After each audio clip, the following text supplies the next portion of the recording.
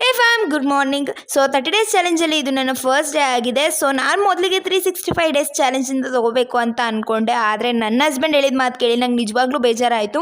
So ಅವ್ರು ಹೇಳಿದ್ದು ನಿಜ ಅಂತ ಅನಿಸಿ ನಾನು 30 ಡೇಸ್ ಚಾಲೆಂಜನ್ನ ತೊಗೊಂಡೆ. ಸೊ ಫಸ್ಟ್ ನಾನು ಅವರಿಗೆ 30 ಡೇಸ್ ಚಾಲೆಂಜನ್ನ ಕಂಪ್ಲೀಟ್ ಮಾಡಿ ತೋರಿಸಿ ಆಮೇಲೆ ನಾನು 365 ಡೇಸ್ ಚಾಲೆಂಜನ್ನ ತೊಗೊಳ್ಳೋಣ ಅಂತ ಅಂದ್ಕೊಂಡೆ. ಹಾಗಾದರೂ ಅವ್ರು ಹೇಳಿದಂಥ ಮಾತು ಯಾವುದು ಅಂತ ಹೇಳಿ ನಾನು ಕೊನೆಯಲ್ಲಿ ನಿಮಗೆ ಹೇಳ್ತೀನಿ. ಸೊ ಮನೇಲಿರುವಂತಹ ಹೆಣ್ಮಕ್ಳು ತಲೆಯಲ್ಲಿ 24 ಗಂಟೆ ಏನು ಯೋಚನೆ ಓಡ್ತಾ ಇರುತ್ತೆ ಗೊತ್ತಾ? ಸೊ ಬೆಳಗ್ಗೆ ಏನು ಟಿಫನ್ ಮಾಡಲಿ, ಮಧ್ಯಾಹ್ನಕ್ಕೆ ಏನು ಲಂಚ್ ಮಾಡಲಿ, ನೈಟಿಗೆ ಏನು ಡಿನ್ನರ್ ಮಾಡಲಿ ಅಂತಲೇ ತಲೆಯಲ್ಲಿ ಓಡ್ತಾ ಇರುತ್ತೆ. ಸೊ 24 ಗಂಟೆ ನಾವು ಇದ್ರ ಬಗ್ಗೆನೇ ಯೋಚನೆ ಮಾಡ್ತಾ ಇರ್ತೀವಿ. ಆ್ಯಂಡ್ ಮನೆ ಕೂಡ ತುಂಬಾ ಕ್ಲೀನಾಗಿ ಇಟ್ಕೊಳ್ಳೋದು ತುಂಬಾ ಮುಖ್ಯವಾಗಿರುತ್ತೆ. ಸೊ ನಾನು ಕೂಡ ಇಲ್ಲಿ ಇವತ್ತು ಕಿಚನ್ನ ಕ್ಲೀನ್ ಮಾಡಿಕೊಂಡೆ. ಯಾಕಂತ ಹೇಳಿದ್ರೆ ಇಷ್ಟು ದಿನ ವರ್ಕ್ ಲೈಫ್ ಅಂತ ಅಂದ್ಕೊಂಡು ಸೊ ನಾನು ವರ್ಕ್ ಮೇಲೆ ಕಾನ್ಸಂಟ್ರೇಟ್ ತೋರಿಸ್ತಾ ಇದ್ದೆ ಹೊರತು ಮನೆ ಮೇಲೆ ತೋರಿಸ್ತಾ ಇರಲಿಲ್ಲ. ಸೊ ಹಾಗಾಗಿ ಇವತ್ತು ಮನೆನ ನೀಟಾಗಿ ಇಟ್ಕೊಳ್ಳೋಣ ಅಂತ ಹೇಳಿ ನೀಟಾಗಿ ಇಟ್ಕೊಂಡೆ. ನಾನು ಪೂರ್ತಿ ಕಿಚನ್ನ ಹೇಗೆಲ್ಲ ಕ್ಲೀನ್ ಮಾಡಿದೆ ಅಂತೇಳಿ ನನ್ನ ಯೂಟ್ಯೂಬ್ ಚಾನಲಲ್ಲಿ ವಿಡಿಯೋ ಇದೆ. ಪ್ಲೀಸ್ ಹೋಗಿ ನನ್ನ ಚಾನಲ್ನ ಸಬ್ಸ್ಕ್ರೈಬ್ ಮಾಡಿಕೊಂಡು ಈ ವಿಡಿಯೋನ ನೀವು ನೋಡಬಹುದು.